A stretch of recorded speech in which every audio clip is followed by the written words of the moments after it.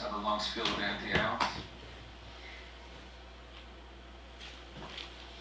Notice the lack of resistance. And notice the stillness. Whenever you're ready, I invite you to open your eyes. From that same place of awareness, bring your attention back into the share, into the day that we're about to face.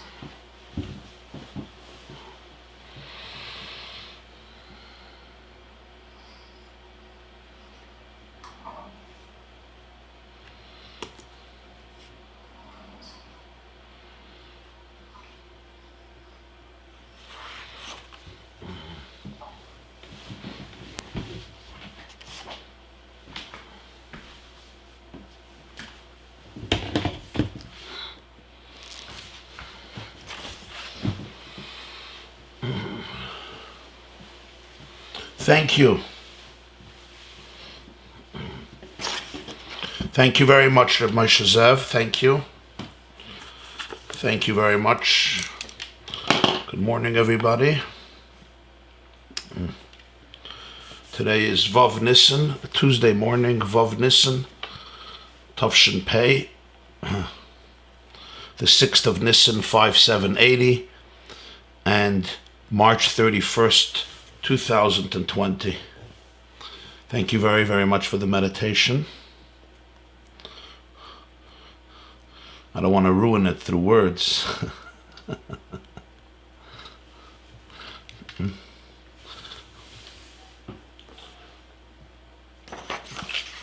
want to welcome everybody who's here with us today on this morning. May it be a beautiful day and a healing day and a bright day for us and for our families and for all of our people and for the whole world. Reb Nuchman, just give me a heads up. We're all good? YouTube and everything? Beautiful. Thank you. Wonderful. Okay. So today's class is dedicated to all of our brothers and sisters who are in such a need for a refuah shleima and a refuah krova here and in all of the United States, wherever they may be, and all of New York, of course, and Muncie, and the whole world, wherever they are, b'chol makom shahem. May they all experience transformation in their health, from darkness to light, and from illness to a full recovery among all the people on the planet who need a recovery. Amen. So last night, it was like the middle of the night, and I heard from a close friend of mine who lives in Los Angeles, who's pretty sick with corona, and the person sent me something. I don't know where they saw it, but it was very, very deep, and it was also very moving. I want to read it to you. I just have to find it. Give me 1 second and I'll find it. Oh, okay. I want to read it to you. But like as always, whenever you read these things, it's important to make a disclaimer. And that is, with so much suffering, physical suffering and emotional suffering and tragedy, many of you are aware of the depth of the tragedy. If you get clips from different organizations, whether Chavre Kadisha, Atzala, etc., doctors, nurses. So it's very important when we read these things not to, romanticize people's pains. When somebody is in pain and distress, and everybody is in pain and distress, the first and foremost important thing is to be in touch with that, to do whatever we can to help a person, physically, of course, emotionally, financially, and on any other level. But this person who came down with corona and struggling with it, and different members of the family, some serious, sent this to me. And I thought it's just worthwhile to read simply as listening to the voice of somebody struggling. Me. Hey God, hello, me. I'm falling apart. Can you put me back together? God, I would rather not. Me, why not? God, because you aren't a puzzle. Me, what about all of the pieces of my life that are falling down onto the ground? God, let them stay there for a while. They fell off for a reason. Take some time and decide if you need any of these pieces back. Me, you don't understand. I'm breaking down. God, no, you don't understand. You are breaking through. What you are feeling are just growing pains. You are shedding the things and the people in your life that are holding you back. You aren't falling apart. You are falling into place. Relax. Take some deep breaths. Allow these things you don't need anymore to fall off of you. Quit holding on to the pieces that don't fit you anymore. Let them fall off. Let them go. Me. Once I start doing that, what will be left of me? God. Only the very best pieces of you. Me. I'm scared of changing. God. I keep telling you, you aren't changing. You are becoming. Me. Becoming who? God. Becoming who I created you to be. A person of light and love and charity and hope and courage and joy and mercy and grace and compassion. I made you for more than the shallow pieces you have decided to adorn yourself with, that you cling to with such greed and fear. Let those things fall off you. I love you. Don't change. Become who I made you to be. I'm going to keep telling you this until you remember it. Me. There goes another piece. God. Yep. Let it be. Me. So I'm not broken? God. No. But you are breaking like the dawn. It is a new day. Become.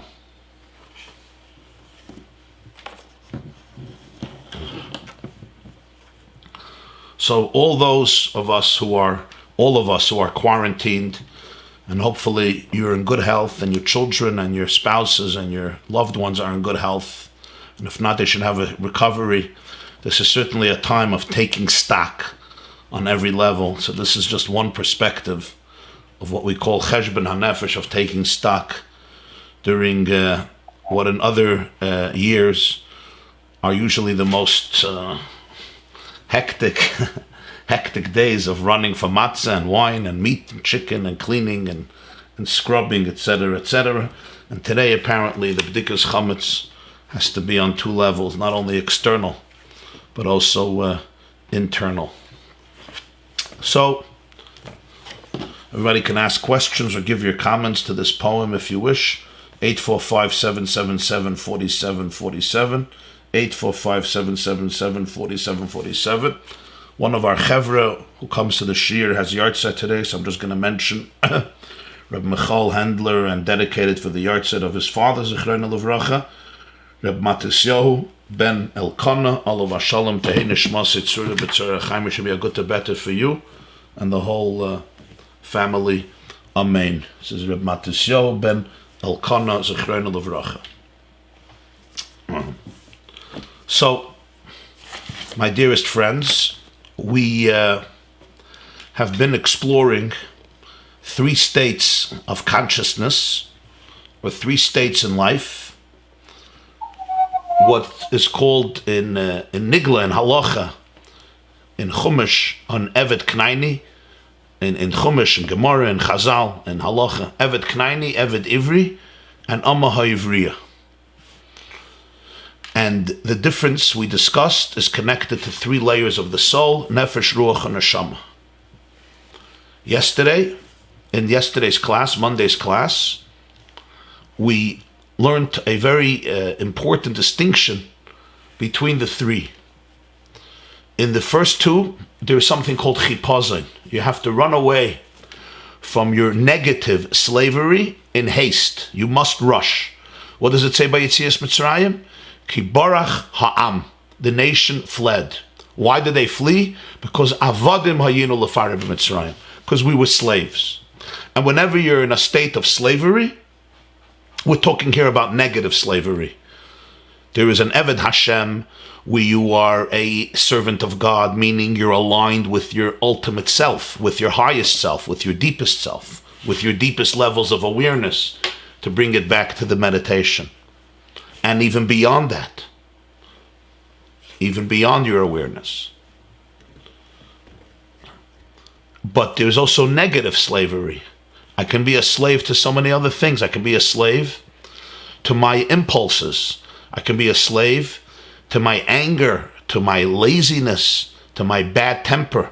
I can be a slave to my skeletons, my ghosts, my demons, my traumas. I can be a slave to my jealousy, my envy, my animosity, my hatred. I can be a slave to my crippling fear. I can be a slave to my paralysis. Anybody relates to any of this? Did I use enough adjectives? Rabbi Litzman says not enough adjectives. Okay, but I think you'll figure it out, and you can add anything you have to add. So I can be a slave to all of these things. And I am. I could be a slave to the need for honor and validation and glory.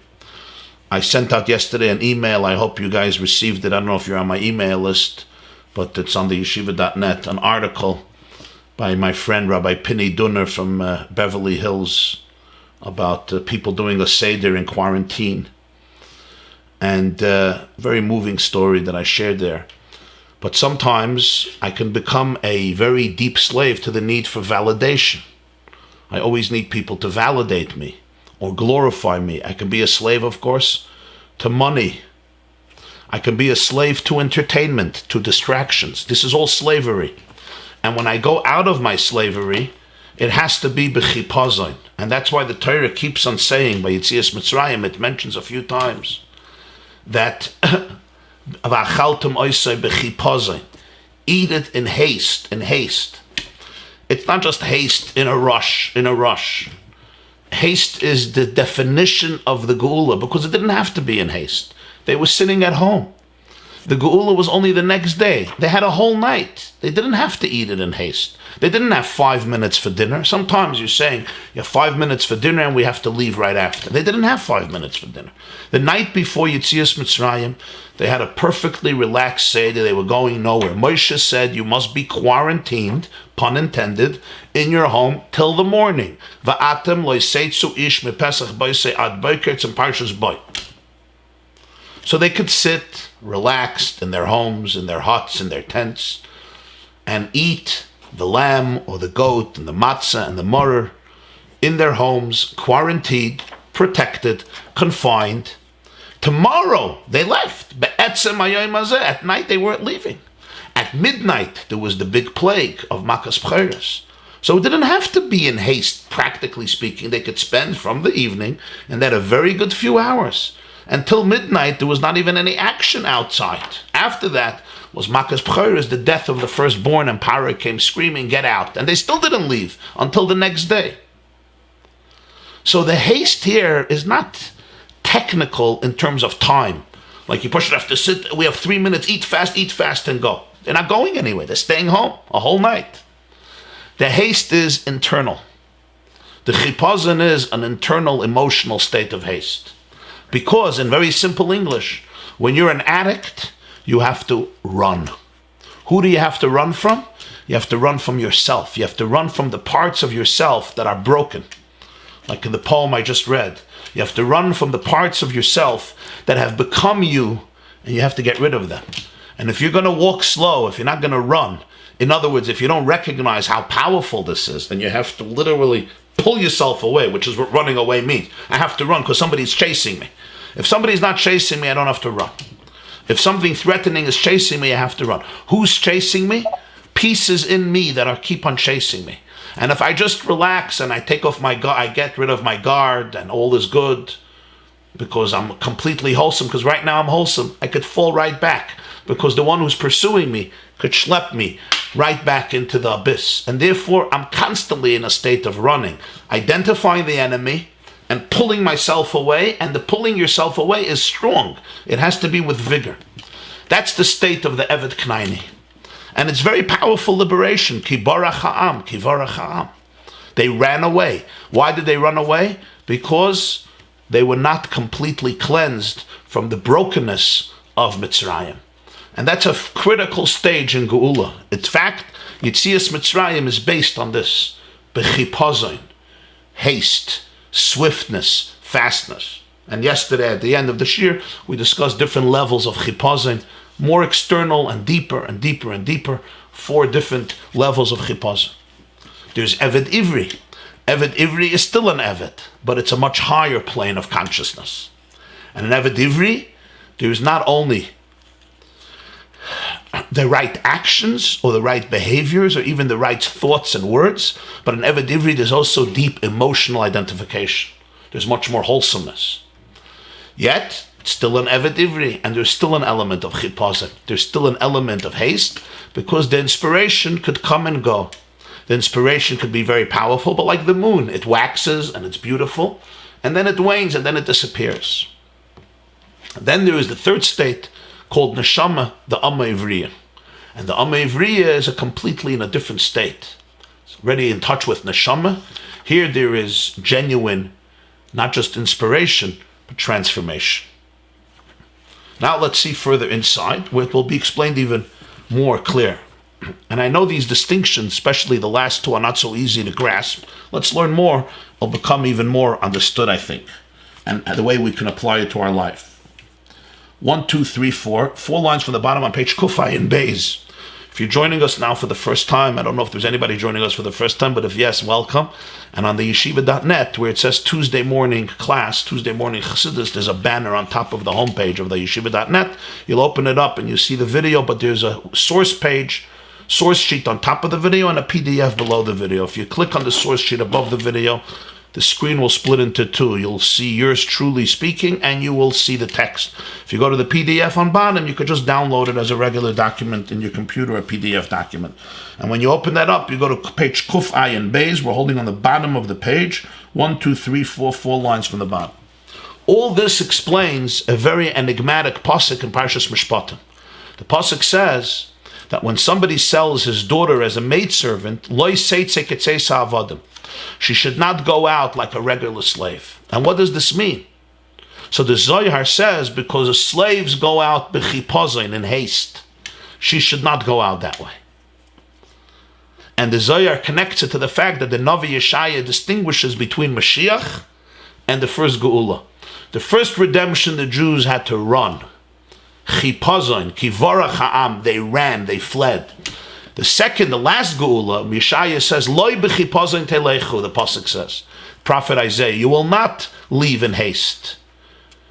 Loi b'menusa telechun, you will not run. B'shuva v'nachas tivasheyun, you're going to be salvaged with shuva v'nachas, with serenity, with hisyashvus, with tranquility, with calmness. So when it says by an Amma Ivriya, Loi seitze ketzesa avadim, what does it mean? She goes out in a completely different fashion. Not b'chipazon, not in haste. What does this represent spiritually? Like every halacha is a spiritual, it's a physical concretization of a spiritual idea. So he says 4 lines from the bottom, Kufayim Beis. Let's see a line before. In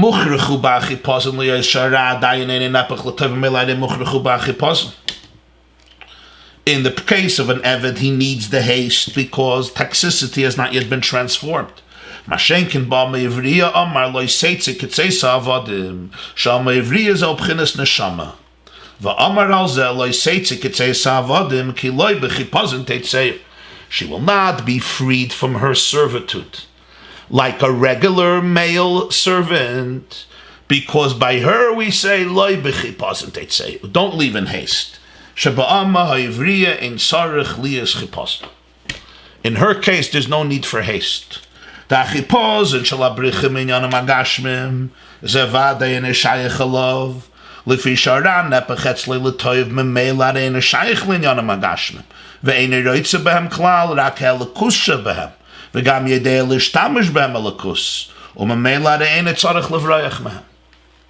He spoke chipazon earlier, yesterday's shir, on many different levels.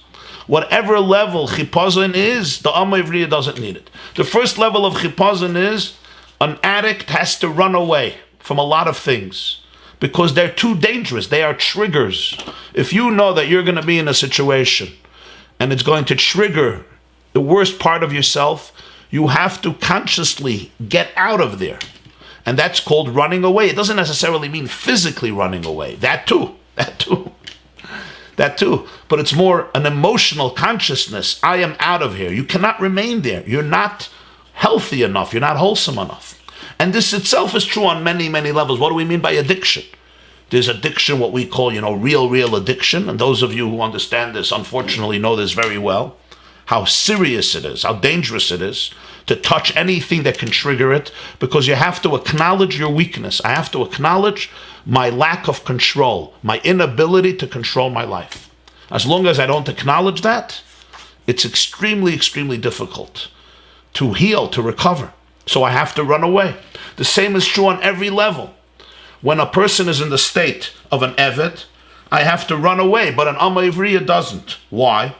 Because the first escape was escaping a world and escaping words, actions, and deeds, words, actions, and thoughts that are alienated from truth, which is from godliness, from divinity.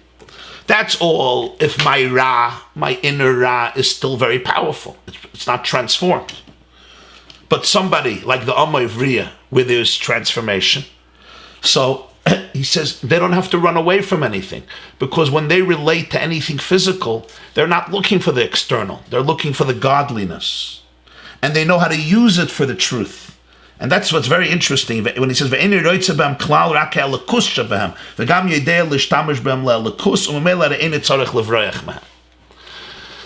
Ivriya doesn't have to run away from anything. Because if you could see the truth of it and you know how to use it in that way, then everything is just an opportunity for wholesomeness. In other words, Yiddishkeit in its ultimate sense, very often, people, there's a lot of words you grow up with. For example, Gashmias is bad. Run away from Gashmias. Those are words you find here. Here he also says run away from Gashmias. But he makes a very important qualification. It's not you don't have to run away from Gashmias. You have to run away from the avdus, from the toxicity. As he says, the Amma Ivriya doesn't have to run away. Why? Because there's the fake, run away from the fakeness of Gashmias. There's the pnimius of Gashmias is elikus. Every piece of food, every dollar bill, every cell in the body, every piece of technology, every video camera, every laptop, every Zoom program, every table, every mic, every limb and organ, and every physical phenomenon and reality and creature and organism. There is the externality of it that is not authentic. It's a cover-up. And then there is the pnimius of it. What's the pnimius of it? The truth of it, the elikus. So you're not running away from the Gashmias like the world is an evil place. It's not an evil place.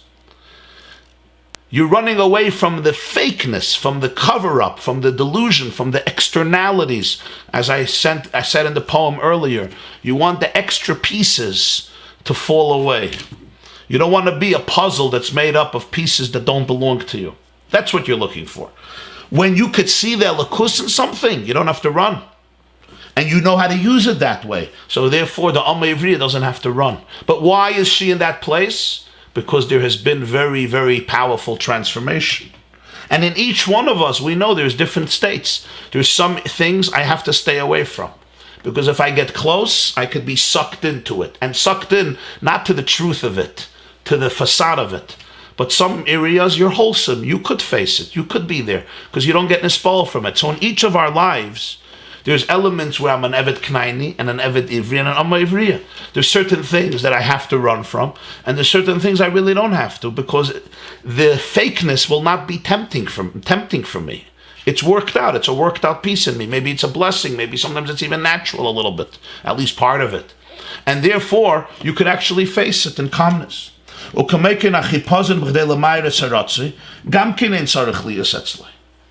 another chipazon that we spoke about. And that was the chipazon, the haste of Lamayr Saratzi. Lamayr Saratzi means to hasten the sense of inspiration. He spoke about the fact that the chipazon of the Evet is he has to hasten the sense of inspiration, and that's what Psukkah de Zimra represents. To really get to the bechein, to really get to the application. That's the chipazon at a much deeper level. Gam kein tzarich liyas etzlai. Doesn't also have to be by the Amma Ivriya. Adarabba, tzarich liyas beinen dafke, barichis is beinen us b'cholo in yonam anaylam dafke. In the avoid of the Amma Ivriya, don't go to the bechein. You could meditate in great length on all the loftiest, truest ideas of godliness. Understand everything, how it is and what it is and all the details.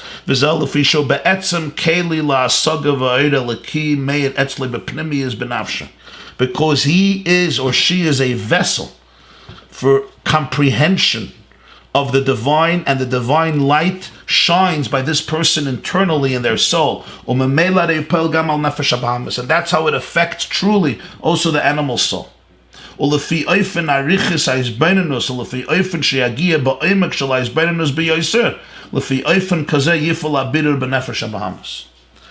based on how elaborate and in depth is the meditation and the understanding, the deeper it is, in the same way it will affect the refinement of the animal soul. And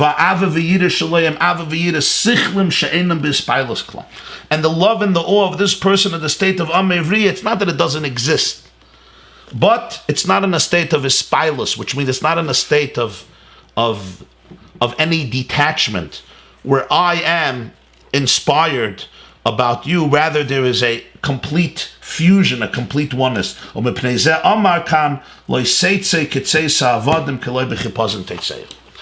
why by the Amma Ivriya it says she will not go out as a regular slave who has to run. Rather, there's no chipazon here. All the properties of chipazon don't have to apply to the Amma Ivriya.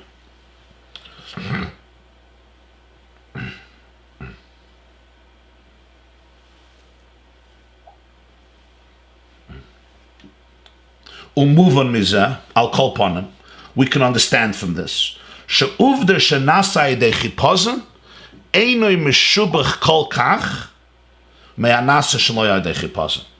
Something that happens through haste is not as praiseworthy as something not through haste. Hagam shemisha tzorich la chipazon l'arei muchrich ba chipazon, ve'etzlei himayla, mikol makem areza muvan shal poponim shedavar shenasai de chipazon, einoi meshubach haste me'anasa shloya de chipazon. Even though somebody who needs this, for him or her, it's the greatest. For you, it's a maila. You need this because this is where you are in life, and you have to embrace that. Nonetheless, when you look at the whole picture, you have to understand that it's a different state of serving God. Chipazon is not the same state as when it doesn't have to be done with haste. The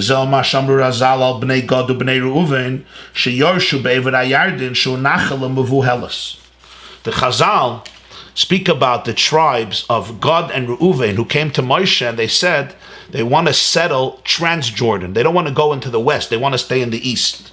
So the Chazal bring on this a pasuk, and they call it Nachalam Mevuhelas, an impetuous inheritance, meaning they rushed to take Eretz Yisrael. They didn't want to wait till they go in and cross the Jordan and take the west. They wanted the Transjordan on the east. This is in Parshas Matos.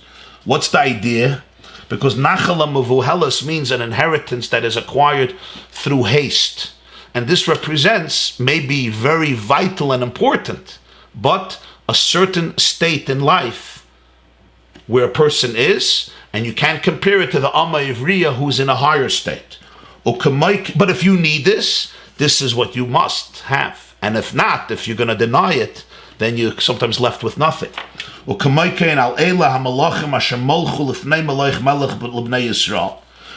in Vayishlach, these are the kings who reigned before the Jews had a king. It's called the world of Toyu, chaos. There is impetuousness there. Tikkun is always isyashvus, which is settled.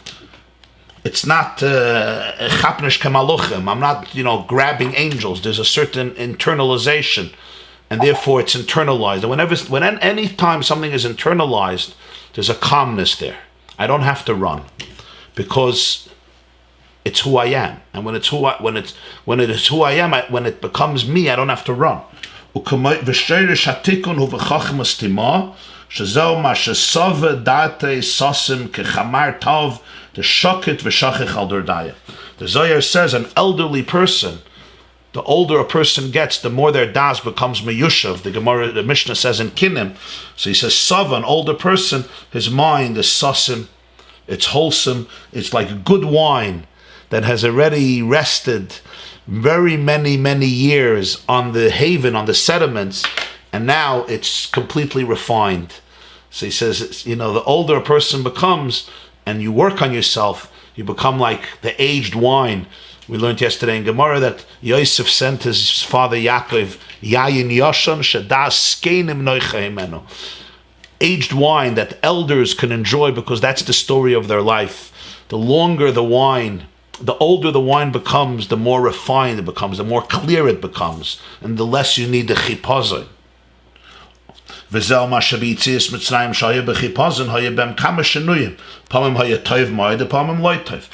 why you'll see that even after the Jews left Egypt, they were in flux. Sometimes they were in an unbelievably beautiful state, and sometimes not. Why? Why the fluctuation? And the answer is because even when they were liberated, even when we're liberated, the Egypt is still inside of me. So therefore I get pulled back and I pull myself out and I get sucked in and sucked back. The Jews kept on saying at moments of crisis, let's go back to Egypt, let's go back to Egypt. There was so much like a roller coaster. And the classic example for this in very real life is that somebody who is really stuck in their security blankets and comfort zones or addictions and habits, even when they go out of it, it pulls them back because it's the familiar life. Whenever you ever try to really change and the addiction says, just come back, what do you need? You're going to die in the desert. Here you're a slave, but at least you know whom you're a slave to. The familiar evil is always better than unfamiliar evil. So the battered woman who just keeps on going back to the abuse, I go back because that's my security blanket. That's what I know. So every moment of crisis, the Jews are saying, let's go back. Let's just go back to Mitzrayim. Better to be a slave than to die. What do they tell Moshe? Better to be a living slave than an emancipated free person. Now I know not everybody agrees with that. Give me liberty or give me death. But the Jews of Egypt said this. We would rather be living slaves than free people who are dead, who are lifeless. Spiritually or psychologically, that's what we often tell ourselves. Just go back to that lifestyle. It worked. Yes, it was dysfunctional, it was abusive, it was ridiculous, it was absurd, but it works. It's the brokenness that you know. And that's the challenge, because whenever you're in a state of chipazon, meaning you extricate yourself from yourself, it's very, very natural and easy to go right back into the comfort zone and you have to run away again. That's what chipazon means. That's why they're fleeing. They're fleeing from the para inside of them. This is what the Medrash says. Hava uvda b'chad barnash. Da hava azal balayla v'hidlik nerva kabba. V'chaza v'hidlik, v'chaza v'kabba, v'chaza v'hidlik, v'chaza v'kabba. Amrat kama nemisyageya lahadlik v'chaza v'nichba. Amtinat sheyoyer eir hashemesh v'elich leir hashemesh. The Medrash says a story. There was a person who was traveling at night and he lit a candle. Remember, nighttime, in the olden days, in yesteryear, this is before Thomas Edison, there's no lanterns and electricity, and a person is going at night, it's pitch dark, you had the moon, and if it was a night without a visible moon, so he lit a candle. The candle was extinguished. In the winds that flowed through in the winds of the night, the candle was extinguished. So he lit another candle, he lit it again. It was extinguished again, he lit it again. So it's already 3 times. And then it was extinguished again, and he lit it again, etc., etc. Finally, the man, frustrated, says, how long will I toil to light the candle again and again, only for it to be extinguished? Let me just wait until dawn break, until the sun rises. And when the sun rises, I'll just follow the light of the sun. Let me wait till day breaks, and then I won't have to deal with this. Very interesting metaphor. What's the Medrash saying? Kach, Yisrael nishtabdu l'Mitzrayim, nigla de Moshe V'Aaron. Nishtabdu l'Bavel, nigla de Chanani Mishal V'Azai. Nishtabdu l'Moikden, nigla de Matasyahu Abanov. V'chazru v'nishtabdu. It's a story of history. The Jewish people were enslaved to Egypt, and who liberated them? Moshe and Aaron. They lit a candle. They were enslaved to the Babylonian emperor, Nebuchadnezzar. And then Hanani, Mishael, and Azariah were 3 young Jews who were in exile, and they helped the Jews liberate themselves emotionally from the Babylonian emperor, and ultimately the death of Babylonia went to Persia, and there was the other liberation through the other prophets. Then they became slaves to Macedonia. Moikdoin is Macedonia. Alexander the Great was Alexander of Moikdoin, Macedonia, which is a city in Greece. Moikdoin, it's called Moikdoin. And who liberated them? Matasyahu and their children. Not in the generation of Alexander, but later the Alexandrian Empire, the Greek Empire, ultimately took over the world, and Judea came under the rule of Antiochus, who came from the Greek Syrian dynasty. He was in Syria, but it was part of that Greek empire that was ultimately divided after Alexander's death into 4 pieces. And Hanukkah happened, and Matasyahu liberated the Jewish people. V'chazru v'nishtabdu. And then the Romans took over. The Romans came and took over. Amru Yisrael, at kama anu misyagim li'gol v'chazru v'mishtabdim. Namtin at sheyoyer hayoyim at sheyigal esona kadosh baruch hu ba'atzmai shenemar keil Hashem vayarlon. So at some point the Jews say, how long are we going to light a candle and it will be extinguished again and again? Every redemption is followed by exile. Why don't we wait until the sun comes up? We want God to liberate us himself. Keil Hashem vayar lanu. Let the light of Hashem light up our night.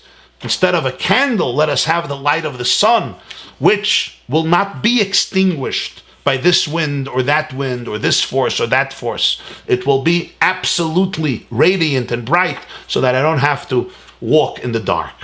This is the story of the Medrash. The story of the Medrash is a very powerful story because it represents these 2 different stages in life. I can light a candle again and again, and when it's dark, that's all I can do. And I must do that. I have to light the candle. But the candle is likely to get extinguished, to burn out, or to be blown out. And then I have to light it again, and sometimes again, and again and again. And the Jewish people are watching this. They're liberated, but then they go back into Golus by somebody else. There's a mutation. It's like a virus. A virus attacks. You build immunity. It can't come back again because your body won't let it in. Your host cells already know the enemy. They know the invader. But he goes through a mutation, and he shocks you, he surprises you, he catches you off guard. Every Golus is a mutation. So you have the Paro's version, the Babylonian version, the Greek version, the Persian version, the Babylonian version, the Persian version, the Greek version, as he says, the Roman version. The same is true in life. I have my darkness. I light my candle, but it gets extinguished. The attack comes from another place, unexpected. So I light it again, and it gets extinguished again. And that's a very important state of liberation, because Moshe took the Jewish people out of Egypt that way. But ultimately, the Jews say, has the time not come for sunlight, for daytime, so I won't have to reignite the candle again and again. I want Hashem to liberate us, to liberate me once and for all. And then there is an absolute sense of emancipation that doesn't reverse back. What does this mean in a person's life? If anybody wants to ask anything, we'll take some questions. 845-777-4747, 845-777-4747. I see there's some comments, so let me take them. Oh, quite a few. Okay, so let me read. First one from our friend Rabbi. I think it's important to emphasize, when you run away, you have to run somewhere. Somebody who has an addiction has to run away to a place that is more true, more spiritual, more deeper. If you don't have where to run, you're just running in order to run, you're going to come right back because you're homeless. So you run away from your house, so to speak. You have to have another house. Very well, very well. You have to have a destination where you're running to. Something that can hold you. Somebody who will give you a bed, spiritually speaking. Reb Moshe, the greater the degree of slavery attachment, the greater, faster, and stronger has to be the departure, the detachment. Very well. If you're holding on to me very tight, I have to pull myself out with much more vigor. If the attachment is much less, then I don't have to run with so much haste because you're not holding me so tight. When the connection is weak, I can slip away slowly without force, and the opposite. Recall that 80% of Jews didn't want to leave Egypt, and didn't. Even 20% who wanted to leave had to run, and run with force. Reb Michal, I want to just reinforce the point you have made repeatedly, that even though Yosef HaTzadik could see the underlying truly divine Tiferes that was, post many layers of Tzimtzum, the basis of the Gashmi temptation of the wife of Potiphar still can exist, and he had to run, Vayonos. We perhaps on our lower level, we're more slaves. We're not Le'omo Ivriya, but we're not at Yosef's level. So don't rely on your heroism b'shas ma'isa. Instead, run b'chipazon. Yes, very, very good point, Reb Michal. And that is, the Maggid says that when Yosef saw the beauty of Potiphar, what does the Gemara say in Saita? He saw the image of his father. So the Maggid says he saw her beauty as a reflection of Midas HaTiferes of the Rebbeinu Shalom. And that's what he ran to. You're saying, Al Yishoita, don't be such a hero and look at her Tiferes as a reflection of God's Tiferes, because the next step is you're going to get stuck in her beauty. Instead, run away. Very, very important point. You're not an Alma Ivriya, you're an Evet Knaim. Okay? So, Reb Reuven says it's my birthday today, so I want to bless. Why don't you unmute him, Reb Nuchem? Reb Nuchem, you here? Maybe you can unmute Reb Reuven. I don't have to read your blessings. Maybe at the end of the shir, okay? You'll give us your blessing for your birthday. Now, what does this mean in a person's life? Here he's talking in Jewish history, but he's applying it to our life. What does it mean in our lives? So for this, I'm going to tell you a story, a mashal, that they say over from the Tzanzer Ruv. Reb Chaim Tzanzer, Zechrona Levracha, Schusay Yagan Aleinu. He was known as Reb Chaim Halberstam. Reb Chaim Halberstam was one of the great Hasidic masters in Galicia in Poland, in eastern Poland, Sanz, and he's known as the Divrei Chaim because of his Shal Sechuvas. His books of response are called Divrei Chaim, the words of Chaim. And the Halberstam dynasty usually comes from the holy Divrei Chaim, the Tzanzer of, and many of the Hasidic dynasties which came from his family. So they say a metaphor from him, a very profound metaphor that is very much associated with this. Divrei Chaim said there was once a man who was traveling and he got lost in the wilderness. And the more he walked, the more he got lost in the thicket of confusion. He walked for days and nights, but there was no way out.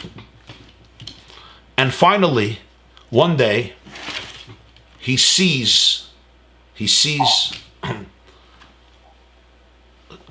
a lantern, and he's excited. Wow, there's somebody alive here. There's some light, there's some hope. And he runs, and there's a person there. He says, OMG, oh my God, I have been lost here for 3 days and 3 nights, and I can't find the way back to the city. Can you help me? The man says, you've been lost 3 days, 3 nights. I've been lost for 3 months. I've been lost for 3 months.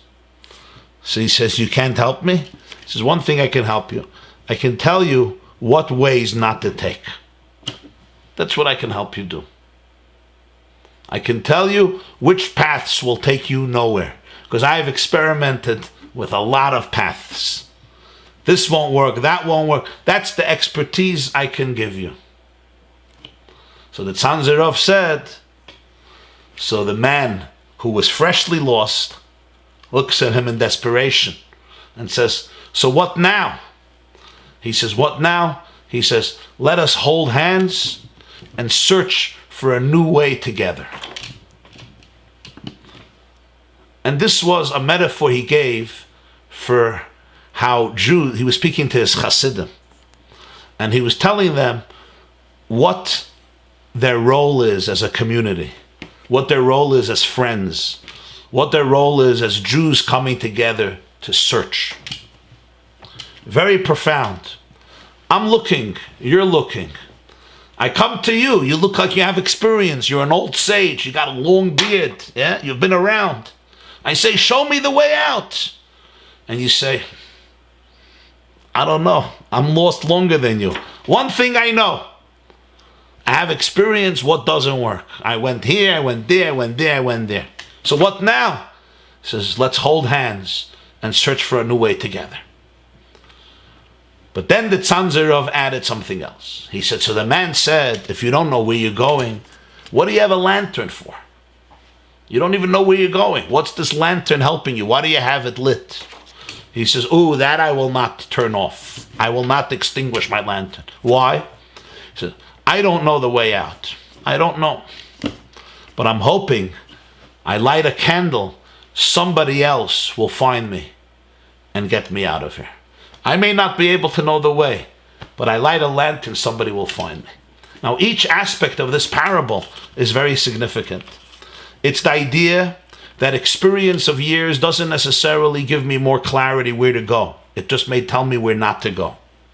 It's the idea of the humbleness that we both have to hold hands together and search for a new way.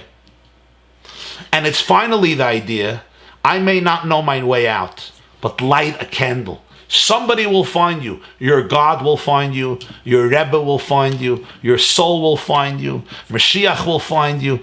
A friend will find you. Somebody will find you. But don't extinguish the light. We don't light candles to always know the way out. Sometimes I don't know the way out.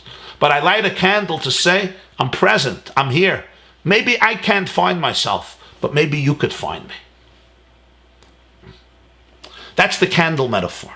Now let's take this more personal in a human being's life, in my own life. What's the difference of lighting a candle and waiting for daybreak? Lighting a candle means I bring in light, but it's going to be extinguished. And that's the idea of running away. We light candles in our life. That's the role of a person. Neir Hashem Nishmas Adam. We learned yesterday, the Gemara says in Megillah Tezayin, that Yosef told his brothers, 10 flames couldn't extinguish one. One won't be able to extinguish 10. Everyone has a flame that you have to keep on lighting. What's that flame? It's the flame of your light, of your love. As I always say, we are ambassadors of love, of light, of hope, of healing, of redemption. That candle of hope I have to light every single day.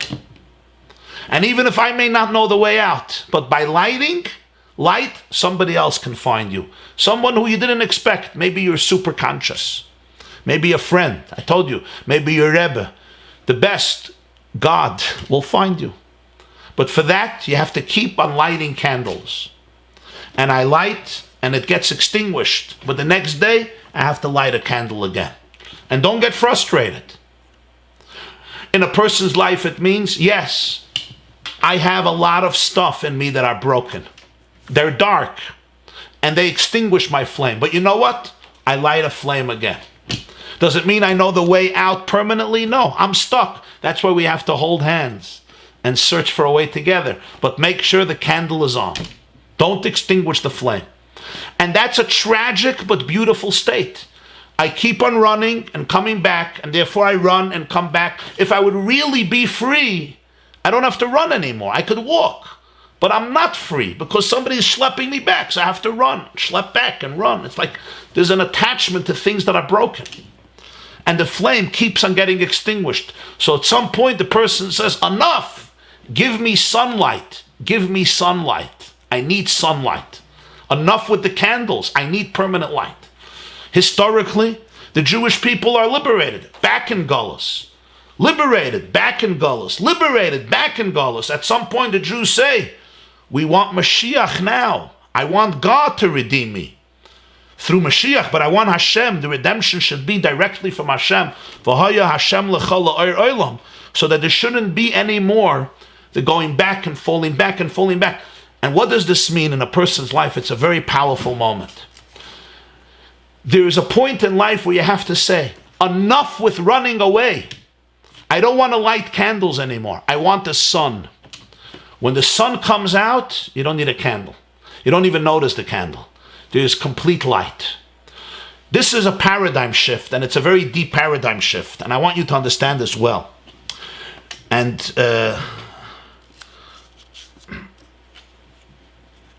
I'll say it briefly. Many of us, people listening to this class, are in recovery in one way or another. Some people should be more in recovery. Recovery is a beautiful, beautiful thing, as I have mentioned many times. But now I want to say something else about it, with all due respect. And that is, recovery can also be an avodah zarah. It can also be something that you worship. It's like almost I romanticize my addiction and my recovery. Now, I am very sensitive to this because I know a little bit about this field from experience and a lot of interaction with people, and I've been to many group recovery meetings. So I know how important it is for an addict to know that he's an addict. The worst thing for an addict is not to know that he's an addict and to say, oh, I'm good, I'm in recovery. I know that, but I want to tell you now something else. And I know it's a very different point. And that is, recovery could be an idolatry. It could be an idol. Like everything could be an idol. Almost, I worship my recovery. I worship my dysfunctionality. I'm an addict. I'm dysfunctional. I'm sick. I'm depressed. I'm crazy. I'm traumatized. And therefore, I'm running. My candle burns out and it puts it back and burns out and puts it back. It's important, vital, indispensable, and I love you. But at some point in life, at least for some moments, you have to say, enough with the candles. I want the sun. Enough with the candles. I want the sun. I'm not broken. I'm not traumatized. I'm wholesome. I'm free. I'm emancipated. I'm infinite. I'm divine. How do you do that? We don't always want to do that. You know why? There's something romantic about being broken. There's something romantic about being desperate. There's something romantic about saying, I'm a traumatized person and therefore I fail and fail and fail and fail. I light the candle and it goes out, and I light it and it goes out. There's something very romantic about it. But it's a romance that sometimes enslaves you very, very deeply. Can you sometimes tell yourself, I'm not broken. There is a brokenness in me, and there's a part in me that wants to say that I'm broken. But maybe I'm part of infinity today. Go into the mode of the sun, not in the mode of the candle. Now, we don't want to do that always, because that means I'm healthy. It means I'm responsible. It means I have no excuse when today I lose it at my wife or my children, and we all like excuses. If I could tell you I'm traumatized, I'm abused, I'm an addict, I'm a tzedreita, I'm a meshugana, I should have been dead. I went to recovery, then I have beautiful excuses. Every time I fail, what do you want? I'm really an addict. There comes a point in life where you have to say, no, the sun is shining. You're part of the sun. This light is not going to be extinguished. This is the Geula. This is the light of the Geula. The Jewish people say, enough with candles. Give me God. I want to be connected to the source, the essence. I don't want candles anymore. I want the sun. Can you do that? That's a much deeper state of Geula, but it means you're much more powerful than you imagine. You can't cry victim anymore. I can't say, Oy, Nebuch, I'm a shattered, broken, lo yutzlach mazel kapzen, battling idiot, fed, shoite goy, sheretz. I don't know, Reuven, you know all these terms. This is from my youth. You can't say that anymore about myself. I can't say it. And when I don't say it, what's my excuse? How does a person get to this place? The deepest way is, for this you need awareness. Awareness. Where I ask not what truth can do for me, I ask what I can do for truth. The ability for me to transport myself from my own orbit and allow my eye to become aware of the ultimate truth of Elikus. That is where a person changes. That's where the Amma Ivriya happens. And I know We're not always going to be in that state. We still have Evet Knaini and Evet Divri. It's enough work over there. But there is a component, especially in these days, where we wait for the real Geula, not for fake Geulas. We don't want candles anymore. We want the sun. So in our own life, it's that ability to open yourself up to that possibility of a whole different type of freedom, which is a freedom where I can't say, I'm going right back. I'm not going back. I have nowhere to go back to. I'm a free person. There's nowhere to go back to. That is real, mature freedom of another level. And you have to be able to embrace that. And that's the status, that's the model represented by the female servant, Lo Yiseitze Kitseis Savadim. We're going to take a break here. I'm not going to say we'll stop here. We're not stopping. We're taking a little break. They call it recess. And then we're going to continue this tomorrow morning. Now we're going to go over in 3 minutes of the Gemara share. But if you could just unmute Rabbi Reuven, because he wanted to share something with us. And anybody else who wants to share, you could share. Well, I understand that on someone's birthday they have the koyach to give brachas. So I'd like to use that koyach in a full measure to give each and every one of you, all of us, and our families, all Yisrael in the world, the bracha that we should greet Mashiach Tzidkenu in the full, unrestrained way. Amen. Now that the entire world's attention is focused on negativity, we can flip it over in a second into positivity. And it should happen today. God willing. Amen. Your birthday would be a beautiful day for this. And we're preparing for the birthday of the Jewish people. Pesach is the birthday of the Jewish people. So it's a month of birth.